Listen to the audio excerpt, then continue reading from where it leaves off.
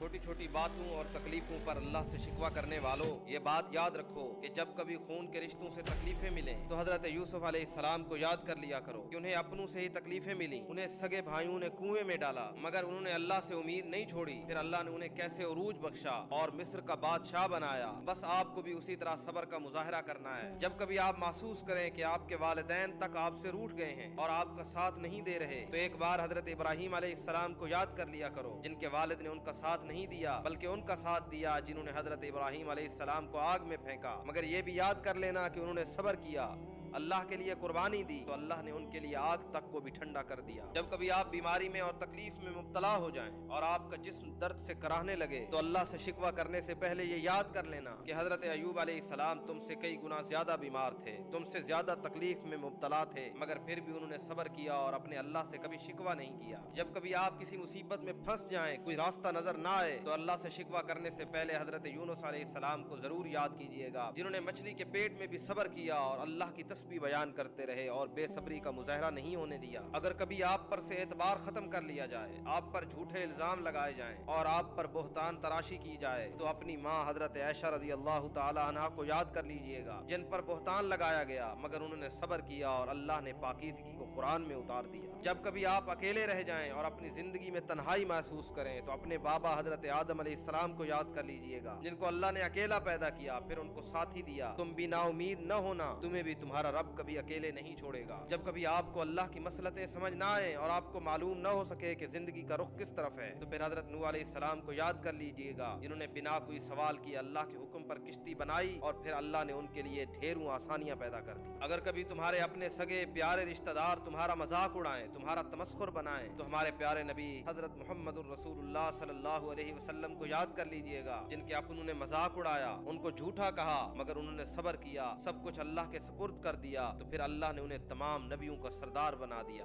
یوں ہی ہر نبی کی زندگی میں ہمارے لیے سبق ہے۔ وہ سب انبیاء اللہ کے پیارے تھے، محبوب تھے، مگر اللہ نے پھر بھی انہیں آزمایا، ان پر پریشانیاں آئیں مگر انہوں نے صبر کیا اور اللہ کے ساتھ جڑے رہے، پھر اللہ نے انہیں سرخرو کیا۔ آپ کو بھی یوں ہی اللہ تعالیٰ کے ساتھ جڑے رہنا ہے اور استقامت سے کام لینا ہے اور یہ یقین رکھنا ہے کہ اللہ آپ کو کبھی بھی اکیلا نہیں چھوڑے۔